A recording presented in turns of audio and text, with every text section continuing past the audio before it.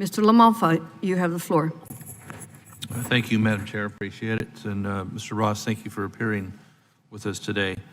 Again, going back to a 2015 rule, reinterpreting the Clean Water Act of 1972 under the Obama administration, a rule likely tailor-made for environmental groups to find solace and happiness with a new interpretation. So, yet they still consistently sued the federal government from that point forward.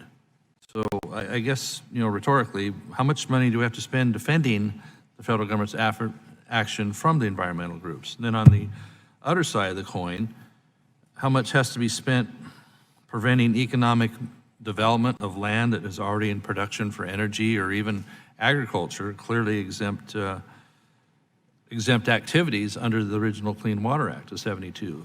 Generally, farmers and ranchers, these are clearly exempt items. So, the courts could have struck down the Clean Water Act if they went after this 2015 rule. So until last week, we had 22 states that were following one set of rules and 28 that were doing another set of rules. So we had kind of a mess there. So let me zero in on a couple things really important in my district.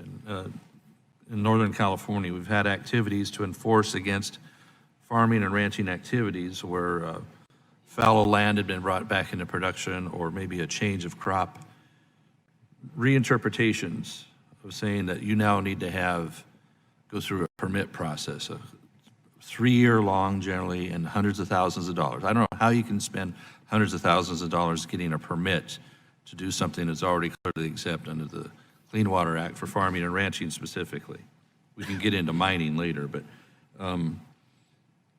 so millions of dollars of fines have been paid by some growers under WOTUS, under reinterpretation of what constitutes a need for permit under Clean Water Act. So with this ruling and with it having stood up in court, is the EPA and Army Corps, some combination, going to consider any steps to pay restitution to previous penalties that have been paid by farmers and ranchers, sometimes to the tunes of millions of dollars, as a result of this abysmal 2015 rule and it having been struck down by the courts? That's a fairly big ticket legal question that I'm not prepared to answer. My answer is I'm not aware of any discussion of that kind. Are you aware that at least the agency is capable of doing so, having been found that it was out of bounds? Those are from one administration to another, having now gone through the court process or legal process. Yeah, at this point, those are issues that I prefer not to speculate on. What I will tell you is I am aware of two core principles. It's time for the federal government, whether or not it's Congress or EPA, to step up and give a clear definition so the goalposts stop changing, one. Two, I strongly believe in investment certainty. I used to work for the private sector. I understand what it takes to operate a business. I've represented folks who operate a business, and I understand investment certainty. So, again, coming back to what rural America has been dealing with on this, some of my colleagues talked about ponds. You have people that have made put together stock ponds just to store water, and the benefits of those, as discussed, was for erosion control and flood control to an extent. All well-intended good things happening in rural America. So I thank the agency for paying more attention, listening to what happens in rural America instead of just large buildings here in Washington, D.C.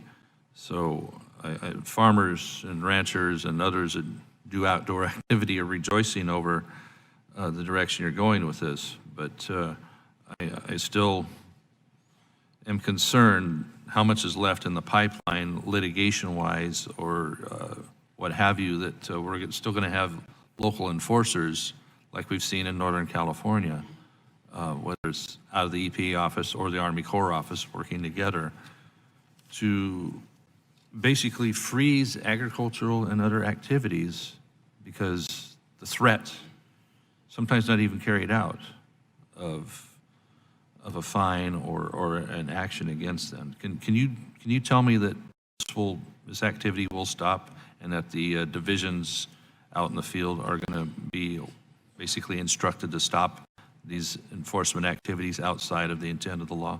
Well, as a former prosecutor for a state, I can tell you that when I talked, it carried a significant chilling effect. We will continue to implement our enforcement programs under the Clean Water Act. We have a robust enforcement program. But our job is to take a look at what the law requires before you make an enforcement decision, and I can guarantee you our teams are doing that. Yeah, I thank you for that, because again, it is about enforcing the law as written and achieving the goal of doing activities that do help keep water clean. So with that, Madam Chair, I yield back.